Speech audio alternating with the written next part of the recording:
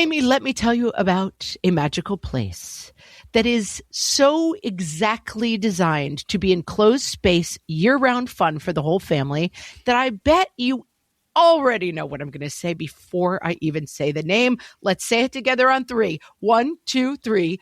Great Wolf Lodge. You got it, Amy. My kids loved Great Wolf Lodge when we went. You probably already know that it has a huge indoor water park with a wave pool, lazy river, a bunch of massive water slides. But then your pack can hit the other attractions because wait, there's more. Great Wolf Lodge has adventure-packed attractions like Magi Quest, a live-action game kids can play throughout the lodge, plus the Northern Lights Arcade. Spent some quality time there, so your kid who loves the lazy river and your kid who loves fantasy games will both have a great time. Great Wolf Lodge also offers great dining options and complimentary daily events like nightly dance parties, all under one roof. Unpack the car once and you're settled in to have fun. And with 22 lodges across the country, you're always a short drive away from adventure. We've both had such great times at Great Wolf Lodge, so bring your pack together at a lodge near you. Learn more at greatwolf.com and strengthen the pack. Hello and welcome to Fresh Take from What Fresh Hell, laughing in the face of motherhood. This is Margaret. And this is Amy. Today we're talking to Gabrielle Blair. She is the founder of DesignMom.com and the author of the New York Times blockbuster bestseller, Ejaculate Responsibly. Today we're talking about Gabrielle's new book, co-written with her husband, Ben Blair. The Kids Are All Right, Parenting with Confidence in an Uncertain World. Gabrielle and Ben are the parents of 6 children and currently live in Normandy, France. Welcome, Gabrielle. Thank you so much for having me. So happy to be here. You're kind of like Margaret and me in that your kids are older. They're not little anymore. We like to say we come from the future to tell you everything's going to be okay. And this book, just like all that, this book is a course correction that offers a really hopeful reframing, I think, of what it means to parent today. Is that what you set out to accomplish with this book? Absolutely. You've been in the mom blog space for a million years. I know you guys know the deal. I've been doing this for 18 years, and the entire 18 years has been parenting questions from readers and followers, and they're just stressed out. Parents are so stressed out, and so much media aimed at parents is really pushing that stress. Like, you're supposed to be stressed out. If you're not stressed out, your kids are not going to successfully make it to adulthood. And I know you guys have seen the same thing. And so the intention of this book, we kind of got talked into doing a parenting book. It was not like on my goal list or anything. And we kind of got talked into it. And really the only thing that made me feel like, okay, yeah, I really want to do this is if I could in any way relieve parenting stress, if I could help someone feel less anxious about these decisions that I understand feel extremely high stakes because we're talking about a human being. We're talking about raising a whole other person. So I get the high stakes nature of it. But after you've parented for as long as I have and gotten 5 of our 6 to adulthood so far, the youngest is 14, you can really look back and understand like, oh, so much of our worry was completely not just a waste of time, but also damaging our relationship with our kids. And I think it's important, and I like that you acknowledge right away that we aren't nervous and feeling stressed about this because we're idiots or because we're dummies or because we're just too into ourselves and we're just spoiled. It's because we have been given a job, as were our ancestors and foremothers and everyone before us, that is very, very important and is filled with a tremendous amount of uncertainty and does have uncalculable dangers that are lurking there. And so it is, because I think some of the writing around motherhood can default a little bit to like, just calm down, Mom, you're so uptight and it's all your fault. And it's like, wait a minute, I like to start by acknowledging that this is as hard as you think it is. This is as scary as you think it is. But I think the knobs of control are what we try to focus on, because a lot of times we're trying to correct for stuff that maybe we're on the wrong path of, or maybe we just don't have any control over. So we can let it go because it's not helpful. Right. And I really hate this whole idea that we're blaming parents for the stress that they're feeling. I really strongly believe that the bulk of parenting stress, or the hardest parts about parenting, have nothing to do with our personal decisions and our systemic issues. We don't have paid childcare. We don't have universal basic income. We don't have flexible work schedules that accommodate parenting. Like, there's so many issues that make parenting even harder than it would naturally be. Because again, it's this high stakes thing. We're raising a human being, but our culture makes it exponentially harder in so many ways. And so if you're feeling this stress as a parent, I feel like I start out, one of the first messages in the book is, it's not your fault. The fact that this is so hard is not your fault. This is a systemic issue more than a personal issue. You're not wrong. And it's not a personal weakness if you're like, I wish I had more help.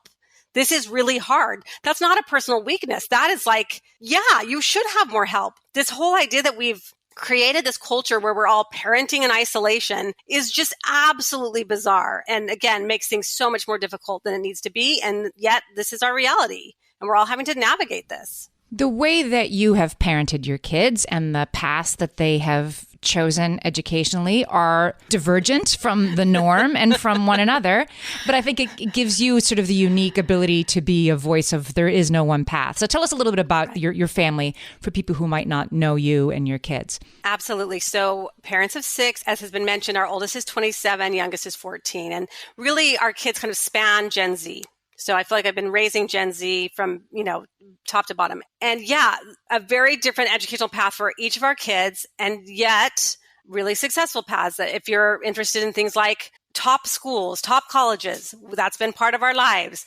But we've also had high school dropouts and skipping senior year to move across the ocean and be an au pair, and missing of very few graduation ceremonies in our family, even though we've had lots of people finish college and finish high school because they've just taken these bizarre paths. And we talk a lot in the book. A recurring theme in the book is the reliable path to success. And I call it the myth of the reliable path to success. And it is sold hard in America. We go hard on everyone's got to get on this path. And you know what it looks like? It's, okay, get signed up for preschool as soon as the kid is born because you've got to get in the right preschool. And if you don't get in the right preschool, what's going to happen if you don't get in the right elementary school? And then by the time you get to high school, you've got to take the right AP classes. You've got to be in the right sports. Is your kid playing an instrument? Like, you've got to be on top of all of that in order to apply to the top colleges, because that is what a successful life is. And we're really fed that hard, and it's pushed so hard. And a lot of parenting stress is when we see our kids go off that path in any way. They came home with bad grades. They're not on the reliable path to success. They didn't get into the school they were hoping for. They didn't get the internship. They're off the reliable path. And there's such a draw, which I totally understand. I've been drawn to it. We had to basically be physically taken off it before I could really let it go, because we don't have a parenting guidebook. We don't have an instruction manual. And so this reliable path to success idea is just so compelling. It's like, okay, it takes care of everything for me. If I just keep the kids on this path, they'll be fine. Everything will work out. And of course, it's a lie. It is in fact a myth. I don't know how reliable it ever was, but it certainly isn't now. We all know kids who were top of their class, graduated valedictorian, got a perfect score on the SAT, and still didn't get into their top pick college. There is no guarantee. And even if they did go to the college, there may not be a job, because the jobs are changing so fast. The future's changing so fast that the field they're interested in, say they're super into journalism, we don't know how many journalism jobs are going to be left. They're dwindling swiftly, which I mentioned in the book makes me sad. Like, we need journalists, but I'm just saying the world is changing so fast that even careers that seem so reliable just aren't anymore. And so relying on this reliable path to success, not really helpful overall, but also can be extremely harmful, because we're pushing these kids, this wide variety of kids, onto this one path and saying, you've got to fit this path. And it doesn't fit. It doesn't fit for so many of the kids. And instead, what we've learned is, there's literally millions of paths to satisfying, successful, fulfilling adulthood. Millions of paths. And all you've got to do is just find a path that fits your kid. You don't have to fit your kid to a path. you can find a path that fits your kid. And that's not to say like, oh, you don't ever have to worry about anything. You don't have to do it. Like, they're feral. Let them raise themselves in the woods. Not quite there. Yeah. Right. You have to seek out opportunities. You have to sort of say, okay, if this high school isn't working for them, what is? If my kid's not going to get into a good college, what are the alternatives? Can they try community college? Is there an internship? Is there a trade school? You certainly have to look at other opportunities, but you don't have to just assume my kid's only going to be happy and I'm only going to be a successful parent if I keep to this reliable path to success. And I wonder even about, I like the idea of many paths, but the idea that you have to find the right path for your kid is also, I think sometimes you have to just support your kid while they try a bunch of paths. Like, I think even we have less of a role than even finding the path and putting them on it. Absolutely. It's really looking at the kid in front of you, actually listening and looking at this person in front of you, not yourself as a kid, not imagining that they're going through what you went through. They're a different person, not imagining some kid you thought you would have, but this actual person in front of you and supporting what they need. So some of these kids are going to be like, I've found 30 different paths and this is the ones I'm interested in. And you can say, okay, well, my job is to help you narrow it down. And other kids are going to be like, yeah, I don't even know where to start. And you're like, oh, you need more guidance. Great. Let's hit the library or internet or talk to other adults or whatever might work. We had a daughter come to us. She's like the most involved high school person, captain of the cross country team, great grades, just so involved, and come to us the summer before senior year and say, yeah, I don't want to do a senior year. I'd like to move to France and be an au pair. This is out of the blue. Just like, what in the world? But it had a full plan, knew the family she was going to au pair for, knew the arrangements, where she would live, what it would cost, like had this whole plan. And we're looking and we're going, she knows what high school is. She's a great student. She's reliable. She's, there's nothing about her that we're worried about. Okay, we should take this seriously. This is something she has really thought hard about and wants to do, even though it's new to us. And it's, again, listening to the kid that's in front of you. And I can tell you that daughter went on to graduate from Berkeley. Just because she stepped off the path doesn't mean her life is over. It's all destroyed, which I know it can feel like that anytime they step off the path, but it's just not true. We're talking to Gabrielle Blair, and her new book with her husband, Ben Blair, is The Kids Are All Right. And we'll be right back. Hellions, it's time for some spring cleaning, and I don't just mean the coat closets. Doing your financial spring cleaning can actually be super easy when you let Monarch do your financial spring cleaning for you. One dashboard that gets your entire financial life organized. No more clutter, no more mess, no more logins scattered everywhere, just accounts, investments, property, and more, all in one place. Get your first year of Monarch for half off, just $50 with promo code FRESH. Monarch allows you to look not only at what you've already spent, but also to plan for the future. With Monarch, you can set savings goals, plan for big purchases, and notice spending trends before they become a problem. I can generate cash flow reports that show me what we spent this quarter, this month, what we're probably going to spend next month, and feel prepared, organized, and knowing how to plan for the future. No more surprises and a lot more clarity. Try Monarch. Use code FRESH at monarch.com to get your first year half off at just $50. That's 50% off your first year at monarch.com with code FRESH. All my kids learned to swim when they were little. It was super important to me that they be confident and safe in the water. There was only one problem with that: taking them to swim lessons. I mean, the pools were freezing. There were always cranky adults doing laps right there. And it was definitely not, for any of us, what you would call fun. Amy, heard. But now there's Goldfish Swim School. Goldfish takes a really thoughtful approach to swim lessons, combining research-based teaching with a warm, kid-friendly environment that actually helps kids thrive in the water. Every detail at Goldfish is thoughtfully designed to create a golden experience, from shiver-free, warm indoor pools to comfy waiting areas for parents to professionally trained lifeguards on deck. Goldfish uses an approach called the science of swim play, which combines guided play with proven teaching techniques to help kids learn to swim, build water safety skills, and gain confidence, all at their own pace. Lessons are designed to meet kids exactly where they're at. If you've been thinking about swim lessons or just wondering where to start, this is a great opportunity. Right now, Goldfish Swim School is offering a waived membership plus your child's first lesson free at participating locations. Just visit goldfishswimschool.com/free to find a location near you and enroll using promo code free. That's goldfishswimschool.com/free, promo code free. At DSW, we ask the important questions, like, what shoes are you going to wear? Whether you're prepping for wedding season, festival season, or just planning the ultimate vacay, the right shoes can make or break an RSVP. So own the moment. You've got big plans, and we've got just the shoes. At the perfect price, of course. Get ready to get ready with Designer Shoe Warehouse. Head to your DSW store or DSW.com today and let us surprise you. Gabrielle, I wanted to go back to that story you were telling before about the valedictorian perfect scores who didn't get into her dream school and is devastated. And it occurred to me as you were saying that the devastation is optional. It exists because she, this imaginary girl, and her parents were focused on this reliable path to success. And I think, again, they're not making it up. They're not bad parents that are making things harder than she probably ED'd this school. And there was a lot of focus put on that because you're told to do that. And then this ridiculously restricted outcome that doesn't really matter for her success is really important in the moment. And then it causes pain. And then it causes disruption between that kid and her parents. That was optional. That didn't have to exist. So talk to us about how the reliable path to success gets between you and your kids. So one of the things that we don't talk about in parenting, and it really just doesn't come up, and I understand why, is that you're going to be a parent to a kid that's 18 plus way longer than you were a parent to a kid that was under 18, right? Like you're going to have a relationship, assuming you both live to a ripe old age, you're going to have a relationship for another 40, 60, 80 years. People are living a long time. And so obviously the literature, our focus as parents is really laser focused on those first 18 years for very obvious reasons. Those are intense years. They're physically intense. They're mentally intense. That's when there's so much of this person is forming and growing. Totally understand.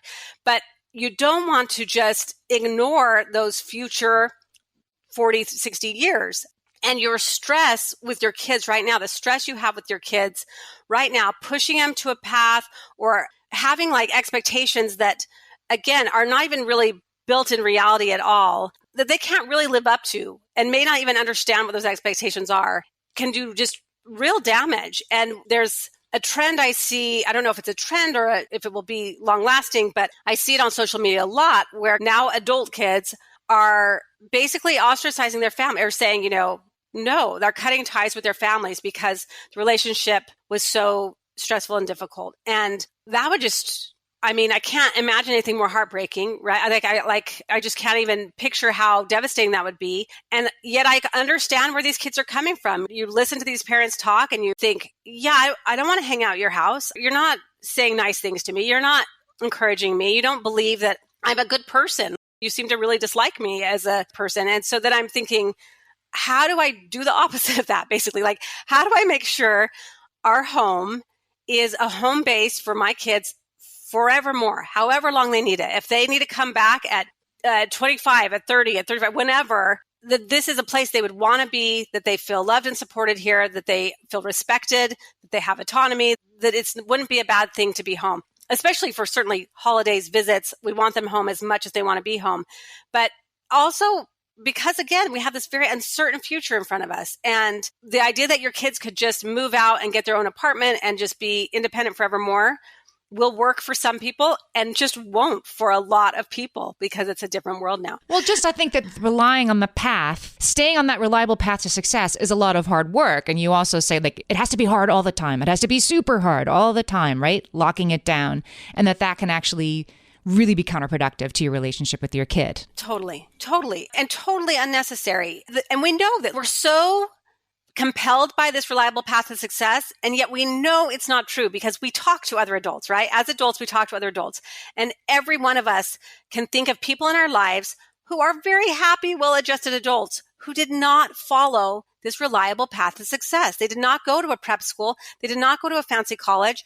Maybe they didn't go to college at all. They took a million different paths and yet they found fulfilling adulthood. And so we know that it's not the only path. But again, it feels just so compelling because it feels so safe. It feels so, if I just keep to this path, that somehow all the other parenting stress will dissolve. And it's not true because forcing this kid to a path that may or may not fit them, and in most cases won't fit them because people are so different, doesn't relieve parenting stress. It causes more parenting stress. You're just butting heads with this kid who's like, I know you want me to play the piano. I don't understand why, and I don't like it. Like, why I don't like to play the piano. Why am I doing this?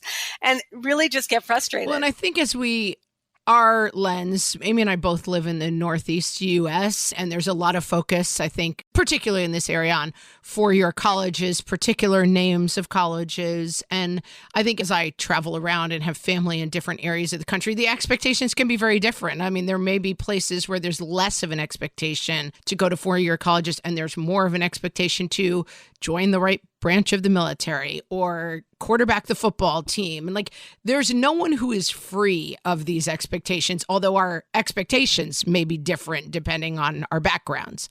And so where is the line though? And how do we think about it in terms of, I don't want my child to be locked into anything, but I might have certain children who I'm concerned are not doing enough, who are coming home, spending a couple too many hours on screens, are happy, content. I'm not talking about a depressed kid who's locked in their room, but just I worry that you don't seem to have an interest. And I don't know that it's because I need you to go to Harvard and therefore I need you to be running the 86 different clubs, but I still have a feeling that you should be doing a little bit more than you are. And that's right. Maybe just not hanging out on Roblox with your friends, which you seem, by the way, really happy doing. It's good. It's really fun. You're loving life. Yeah. Like, I'm not worried about you, but should I be worried about the bigger picture, even though I don't maybe care what that picture looks like?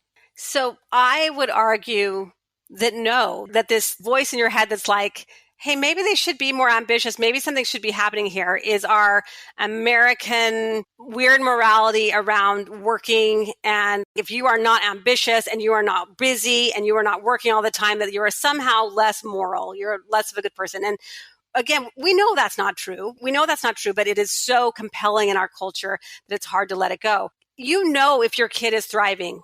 And if they're thriving for them may not look very busy. Okay, great. And just because they're not busy now or not particularly passionate about something now doesn't mean they won't be in the future. That's not how that works. Like, I'm passionate about certain things sometimes and not other times. That's just, I guess, human nature, right? Where our interests wax and wane.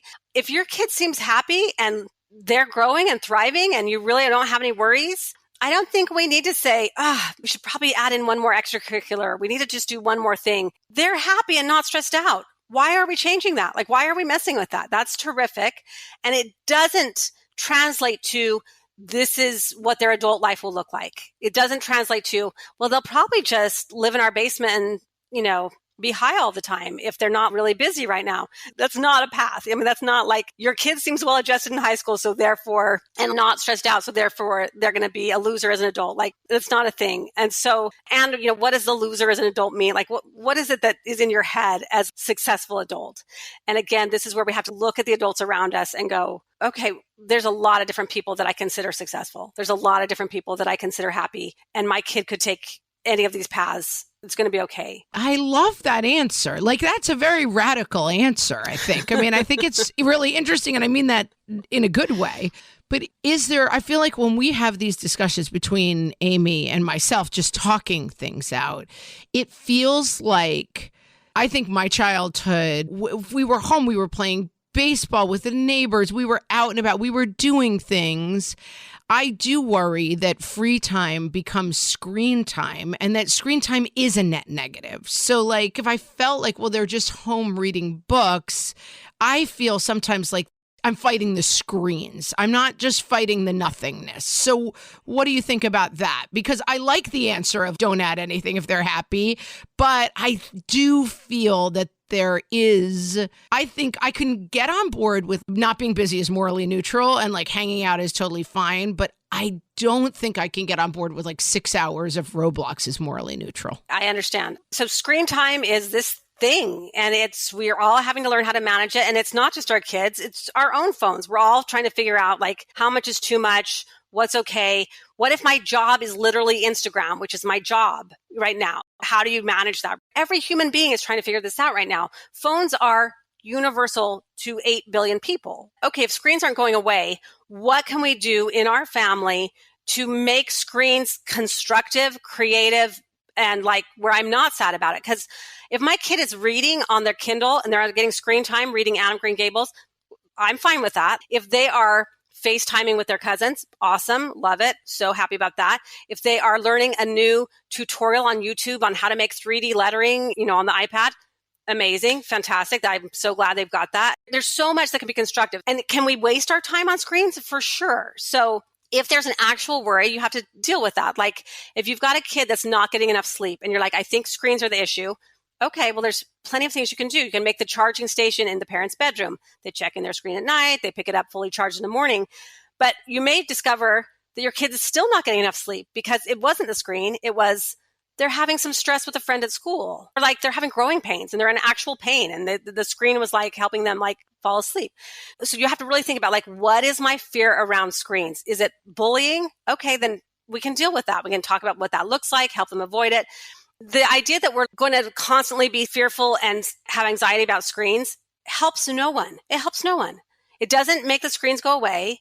I do compare it to the kids I knew in the 80s who their parents wouldn't allow them to watch TV. I'm sure you knew some too. And I don't know that the kids, now adults, consider that a benefit or a positive. What I saw was they felt like they weren't up to date on social things, like what were the SNL sketches or what was happening on TV shows, and that anytime they were in anyone else's home, they were just like glued to the TV. Glued in, right. Get me closer to it. Yeah, the TV was just like treasure. And if you're forbidding your kids screens right now, that's what it's going to look like. As soon as they're out of your sight, they're going to be like on their friend's phone because it's this forbidden thing. And I also just I watch the kids, I see Gen Z, I don't know Gen Alpha very well, but I see Gen Z, and they know screens are dumb. They'll put their own time limits on their screen, or they'll get together with friends and they'll stack all their screens in the corner and be like, no, we're just doing board games tonight. We don't have to use screens. Like they know, and they see us do the same thing where we're like,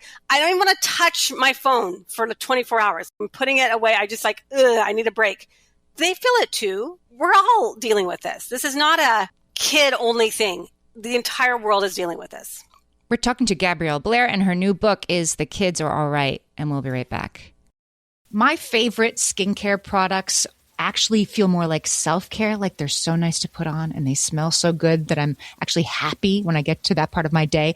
And I swear that is how I feel about Osea's anti-aging body balm. Amy, you are usually the lotions and potions queen on this podcast, but I have to say, hard agree. Osea's anti-aging body balm is a liquid silk body balm that combines the lasting hydration of a lotion with the firming power of a serum, leaving skin smoother and firmer. This body balm is clinically tested and designed to deliver visible results you can see and feel. So we've gotten to use this product for a couple of months now, and I swear I have really noticed firmer and smoother skin, like on the back of my hands. It's like getting a mini spa treatment from head to toe. Get a spring-worthy glow with clean, clinically tested skincare from Osea. And right now, we have a special discount just for our listeners. Get 10% off your first order site-wide with code FRESH at OseaMalibu.com. That's 10% off your first order with code FRESH at OSEAMalibu.com. Amy, when I'm having a good hair day, it usually makes my whole day better.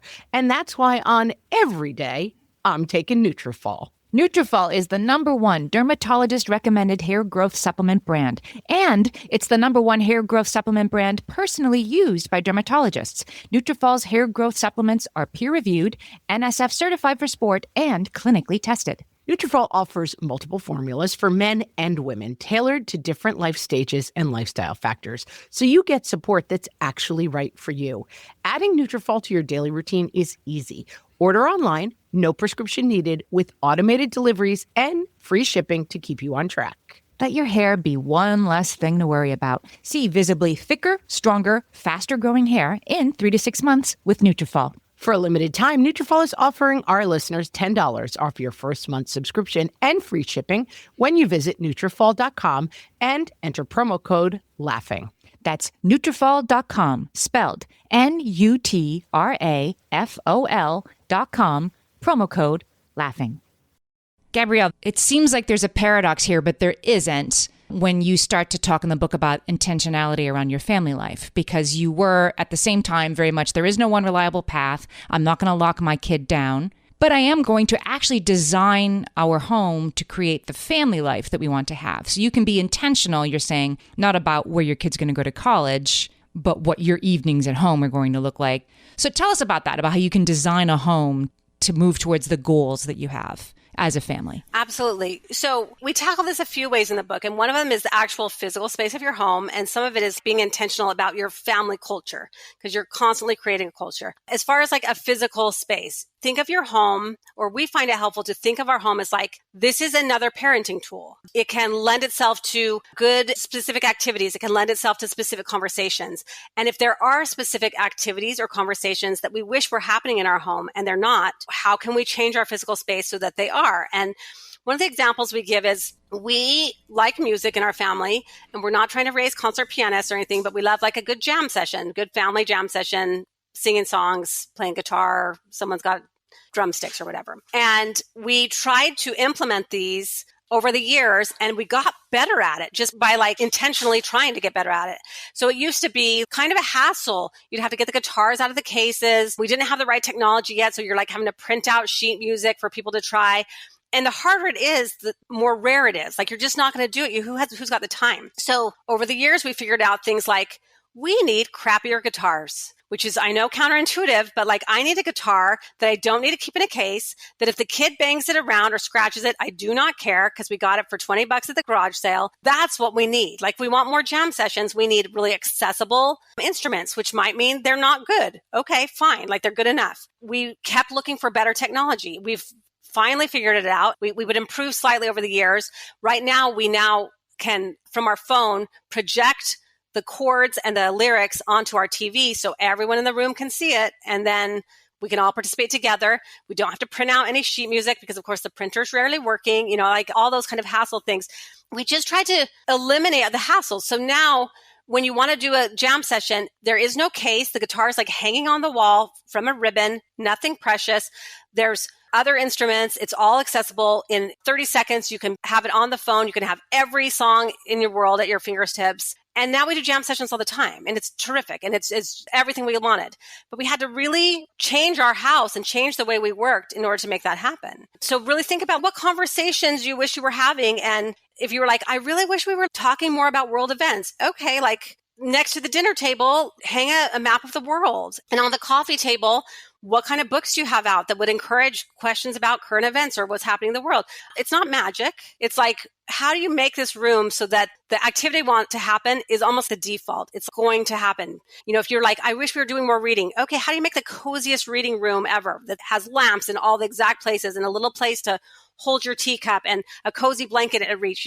What do you need to do there to make it so that you walk in this room and you're like, I'm going to read. I can't help but read. This is a reading. Like, it just feels like I want to read, All the books they would want are right at their eye level, that you're just like, these are physical things we can do in our home.